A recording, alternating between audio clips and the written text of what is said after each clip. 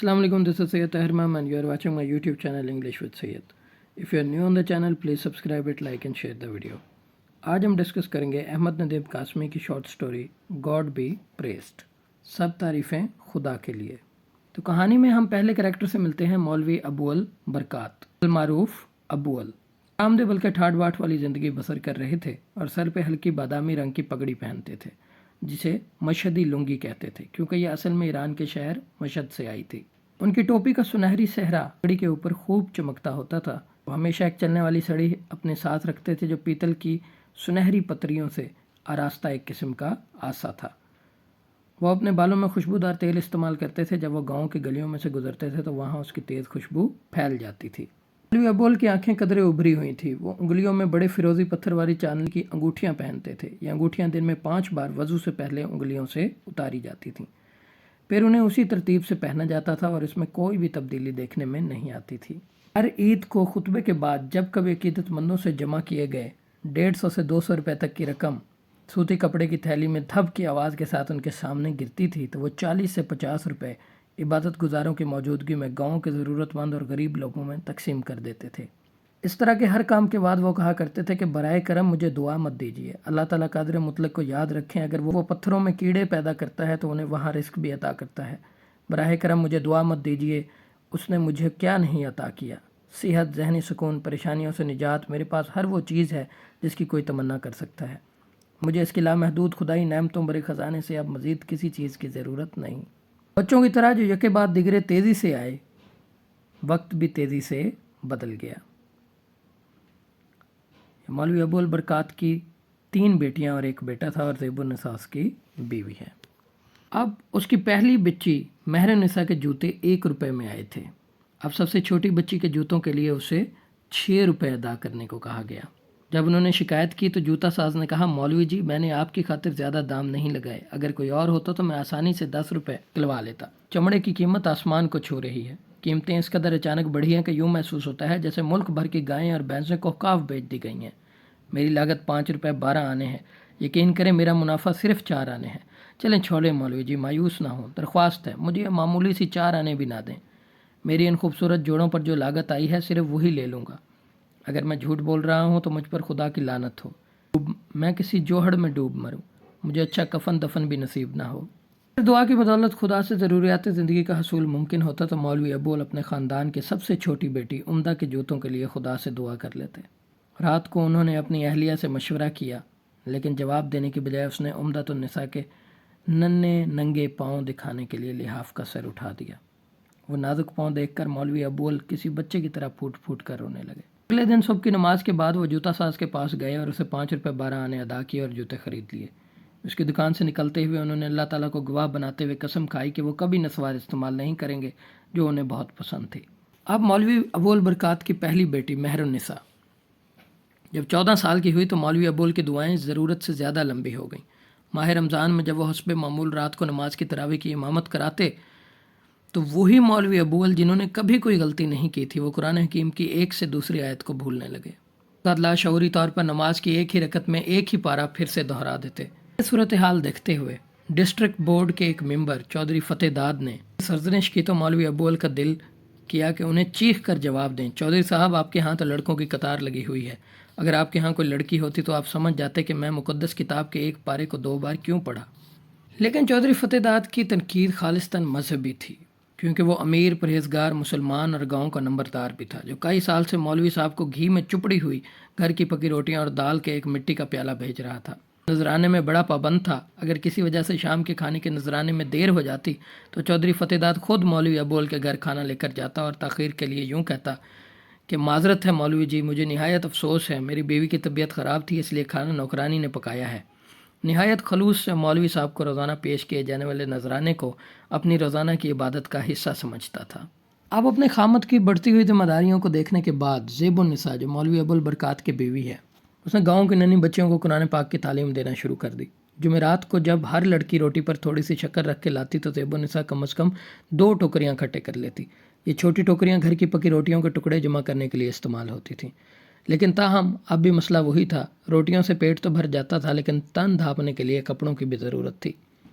चौधरी फतेहदाद हर फसल की कटाई के बाद साल में एक बार मौलवी अबोल को नए कपड़े पेश किया करता था। जब कभी ये कपड़े आते तो मौलवी अबोल के घर में दर्जी की दुकान खुल जाती। अगर मौलवी साहब को कुछ ज़्यादा रकम मिल जाती तो उससे ज़्यादा मुनाफा को आमतौर पर टीन के एक डब्बे में बंद कर दिया जाता। वक्त गुजरने के साथ साथ बच्चों की ख्वाहिशात भी बढ़ती गईं। मौलवी अबोल की ज़िंदगी की उलझनें भी बढ़ती गईं। वक्त उन पर मेहरबान नहीं था। उनकी कनपट्टियों के बाल सफ़ेद हो गए थे। मसूड़ों पर उनके दांतों की गिरफ्त भी अरसा दराज से ढीली हो गई थी, लेकिन उनकी आवाज़ अभी भी गूंजदार थी। ताहम अभी जो मौलवी अबोल बरकात है, ये अपनी बड़ी बेटी मेहरुन्निसा के रिश्ते के बारे में चौधरी फतेहदाद से बात करता है और चौधरी फतेहदाद निहायत एहतियात से गाँव के तमाम नौजवानों की अहलियत पर गौर करता है। कुछ ऐसे थे जो उसे मुनासिब लगे, लेकिन मसला ये था कि गाँव वालों में से हर कोई मौलवी अबोल को अच्छी तरह जानता था। फतेहदाद ने एक दो बुजुर्गों से भी बात करने की कोशिश की, लेकिन वो सब इस तरह पीछे हट गए जैसे फूलों की क्यारी से शहद की मक्खियाँ निकल पड़ी हों। आखिरकार मौलवी अबोल और ज़ेबुन्निसा की दुआएं रंग लाईं और गांव में एक नौजवान जो बाहर चला गया था वापस आया। उसने कपड़े की एक छोटी सी दुकान खोली और उसने खुद को शमीम अहमद कहलवाया। शमीम अहमद एक हाफिज़ का इकलौता बेटा था और अपने बाप की वफ़ात के बाद जब उसकी उम्र तकरीबन 16 साल की हुई तो अपनी बूढ़ी माँ को छोड़कर शहर चला गया। बाद में उन्हें पता चला कि उसने एक हेड क्लर्क के घर में काम किया, जिसके बाद उसने फुटपाथ पर एक छोटी सी दुकान खोली। कुछ रकम बचाने के बाद वो कारोबार में कुछ तजुर्बा हासिल करने के बाद वापस गांव आ गया। फिर उसने मौलवी अबोल से इल्तिजा की कि वो उसकी दुकान का इफ्तिताह करें और उसके पहले ख़रीदार बनकर उसके काम में बरकत डालें। अब उस रोज़ अपने साबका शागिर्द और उसकी बूढ़ी माँ को मायूस न करने की खातिर मौलवी अबोल ने अहम फ़ैसला किया और अपनी बीवी के पास गए और बताया कि ज़ेबुन्निसा, शमीम अहमद चाहता है कि मैं उसका पहला ख़रीदार बनकर उसकी दुकान का इफ्तिताह करूं। अगर तुम राज़ी हो तो चलो महरुन के लिए एक सूट खरीद लेते हैं। बहरहाल हमें उसके जहेज़ के लिए इसकी ज़रूरत पड़ेगी। तमाम गांव के सामने मेरी ख़रीदारी उन्हें मुतासर कर सकती है। तो अब ज़ेबुन्निसा कहती है कि अल्लाह तुम्हारा भला करे, और बेसाख्ता फ़ौरन से चाबी अपने, जो कि एक धागे से उसके गर्दन में लटक रही थी, संदूक को खोलती है और टीन का डब्बा निकाल कर अपने खावंद के सामने रख देती है। अब मौलवी अबोल अपने सारी जमा पूंजी को जमा करता है और कुल 43 रुपये होते हैं। अपनी जेब में डाल के आहिस्ता आहिस्ता खड़े होते हुए कहता है, अगर किसी तरह महरुन की शादी हो जाए तो मेरी तमाम परेशानियां दूर हो जाएं। उसका मैं चंद सालों तक खुद को हल्का फुल्का महसूस करूंगा। अब जब मौलवी अबोल शमीम अहमद की नई दुकान पर पहुंचते हैं तो उन्होंने देखा कि एक हजूम तकरीब को देखने के लिए पहले ही इकट्ठा हो गया है। ज़्यादातर तमाशाई औरतें थीं और रंग बिरंगे कपड़ों को हसरत भरी निगाह से देख रही थीं। सबसे पहले मौलवी अबोल ने अपनी गजदार आवाज़ में कुरान पाक के आयात की तिलावत की और फिर दुकान का इफ्तिताह किया।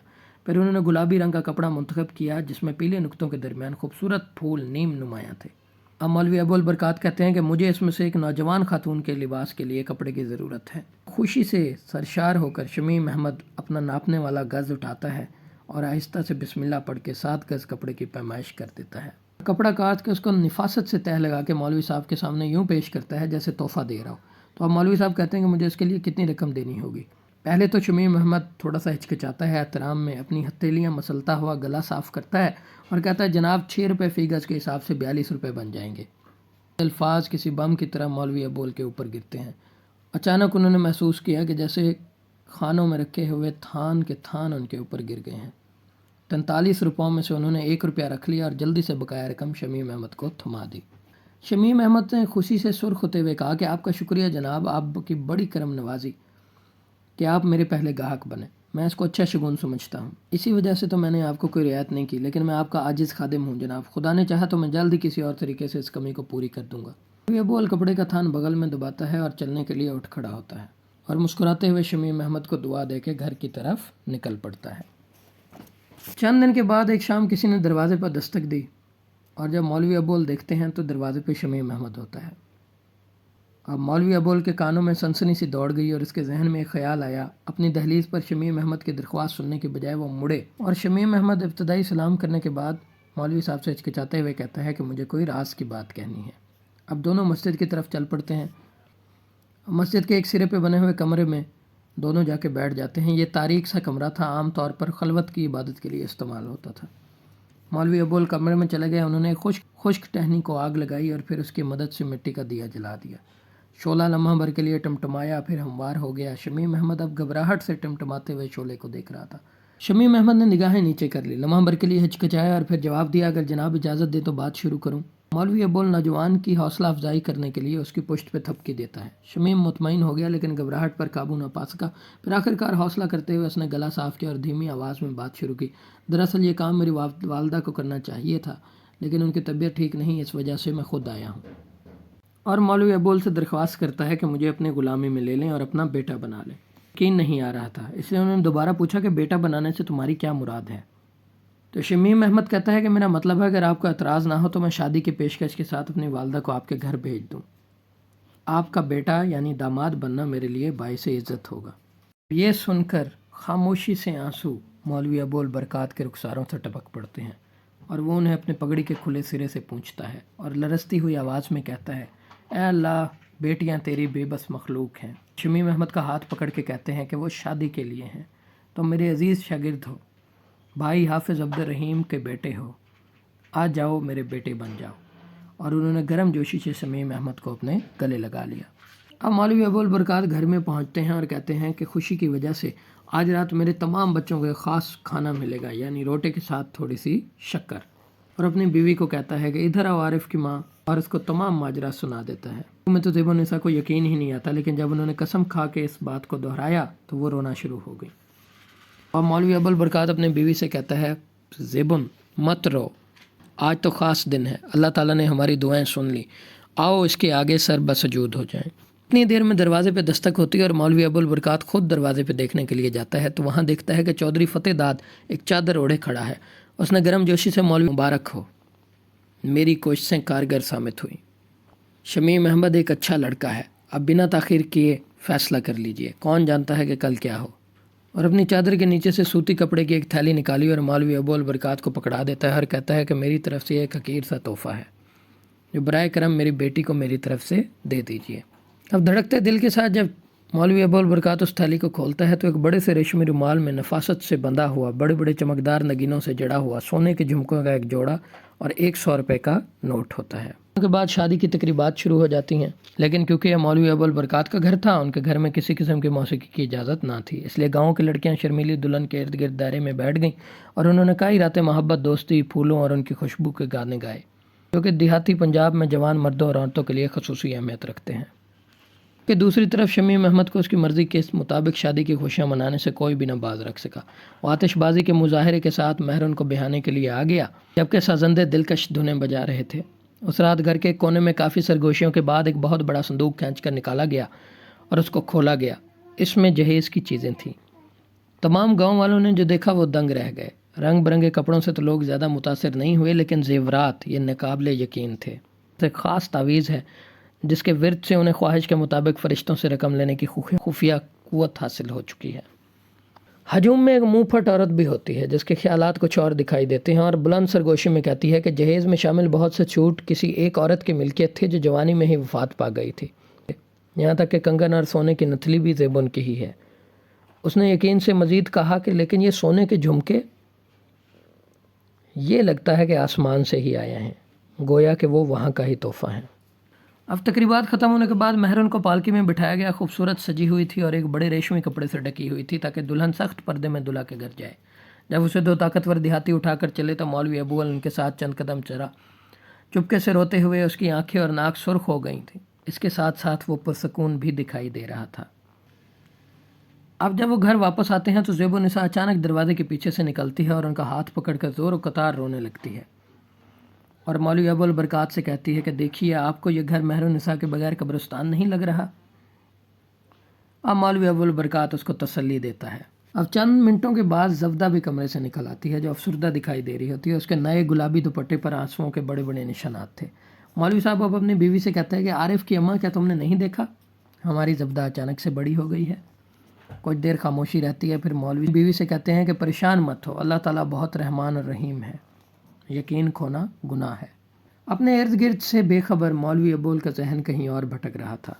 غالباً سن سی کیفیت تھی۔ انہوں نے شمسن کو پکارا۔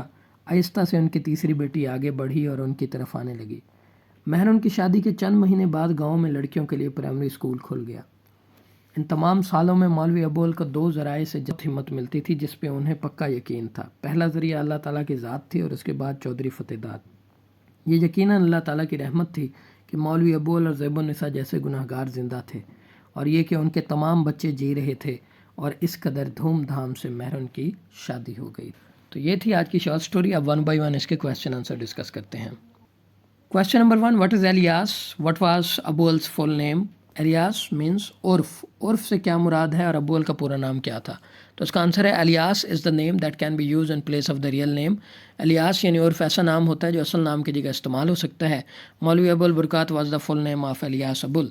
अबूल का पूरा नाम मौलवी अबुल बरकात था. Question 2, what was the Abul's turban known as and where did it originally came from? मौलवी अबुल की पगड़ी क्या कहलाती थी और वो कहाँ से आई थी? तो इसका आंसर है ही वोर अ लाइट ब्राउन टर्बन. वो हल्के से भूरे रंग की पगड़ी पहनता था. It was known as Mashhadi lungi. उसका नाम मशदी लुंगी था. As it came originally from Mashhad Iran, क्योंकि ये असल में ईरान के शहर मशद से लाई गई थी. Question 3, what did Abul always carry with him? Abul अपने साथ हमेशा क्या रखते थे? तो इसका आंसर है he carried a walking stick in his hand. अपने हाथ में चलने के लिए छड़ी पकड़ते थे. It was decorated with the band of brass and gilt. और ये पीतल की सुनहरी जड़ों के साथ सजाई हुई थी. Describe maulvi's appearance. मौलवी का ज़ाहरी नक्शा बयान करें कि वो कैसा दिखाई देता था. तो Maulvi Abul wore a light brown turban on his head. हल्की सी भूरी पगड़ी अपने सर पे पहनता था. ही वोर silver rings on his fingers. चांदी की अंगूठियाँ अपनी उंगलियों में पहनता था. ही always carried a walking stick with him. हमेशा अपने साथ चलने के लिए छड़ी रखता था. And use fragrant oil. खुशबूदार तेल इस्तेमाल करता था. He had bulging eyes. उसकी उभरी हुई आंखें थी. Question 5, how much money did the मौलवी कलेक्ट ऑन एवरी ईद? हर ईद पर मौलवी कितनी रकम इकट्ठी कर लेता था? तो ऑन एवरी ईद मौलवी collected 150 to 200 rupees from the devotees. वो अपने अकीदतमंदों से 150 से 200 रुपये इकट्ठे करता था हर ईद पे. Question 6, how much money was distributed among the needy and the poor? वो गरीबों और ज़रूरतमंदों में कितने पैसे तकसीम करता था? तो ऑन एवरी ईद मौलवी Abul distributed 40 to 50 rupees among the needy and the poor. गरीबों और ज़रूरतमंदों में 40 से 50 रुपये खर्च करता था. Question 7, what was the name of Abul's eldest daughter? Maulvi Abul की सबसे बड़ी बेटी का क्या नाम था? तो Mehrunnisa. Mehrun was the name of Abul's eldest daughter. Abul की सबसे बड़ी बेटी का नाम मेहरुन्निसा, जिसको प्यार से मेहरुन कह के पुकारता था. Question 8, what was the name of the member of the district board where the maulvi lived? District board के मेंबर का क्या नाम था जहां मौलवी रहता था? तो इसका आंसर है the name of the member of the district board was Chaudhry Fatehdad. उसका नाम चौधरी फतेहदाद था. He was a generous man. वो एक सखी आदमी था. He was very kind to Maulvi Abul. और वो मौलवी अबुल के साथ बहुत ज़्यादा मेहरबान था. Question 9, what was the name of Abul's wife? Abul की बीवी का क्या नाम था? The name of Abul wife was Zebunnisa. उसका नाम ज़ेबुन्निसा था. Abul also called her Arif's mother. उसको आरिफ की माँ कह के भी पुकारता था. He also called her by her nick name Zebun. और उसका निक नेम ज़ेबुन कह के भी उसे पुकारता था. Question 10, write the name of other 2 daughters mentioned in the story. Maulvi Abul की और 2 बेटियों का नाम बताएं जो इस कहानी में बताई गई हैं. तो name of other 2 daughters. That's all for today. If you have any question you can ask in the comment section. Thank you very much.